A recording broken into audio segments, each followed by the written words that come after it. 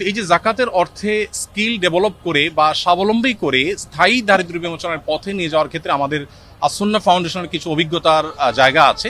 সেই জায়গা থেকে আমরা কিছু পরামর্শ, কিছু মত আমরা দেওয়ার চেষ্টা করছি মাননীয় প্রধানমন্ত্রীকে, এবং সেই মতগুলো তিনি শুনে তিনি খুবই খুশি হলেন এবং তিনি আমাদেরকে মাননীয় মন্ত্রী ধর্মমন্ত্রী মহোদয়কে এবং অন্যদেরকে সংশ্লিষ্টদেরকে নির্দেশ দিয়েছেন যে যেন জাকাত নিয়ে সরকারের জায়গা থেকে আরো ইফেক্টিভলি কিভাবে জাকাত বন্টনকে আরো সুশৃঙ্খলভাবে করা যায় এবং আরো ইফেক্টিভলি করা যায় সেই সম্ভাবনাগুলোকে খুঁজে বের করার জন্য তিনি নির্দেশ দিয়েছেন।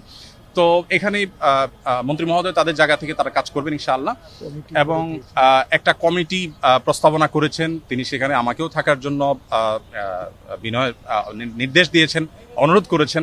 আমি ওনাকে বিনয়ের সাথে যদিও বলেছি যে এখানে বেতন খতিব আছেন, আরও অনেকে আছেন, তারপরেও তার একান্ত অনুরোধে ইনশাআল্লাহ আমি হয়তো থাকার চেষ্টা করব।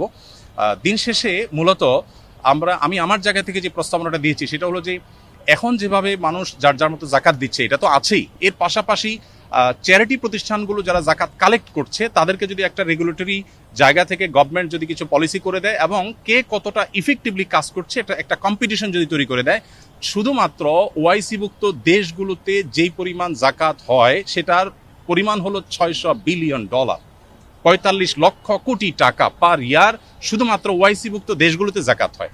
আমাদের দেশে সেই জাকাতের টাকা আনার কোনো প্রপার ওয়ে সেভাবে নাই।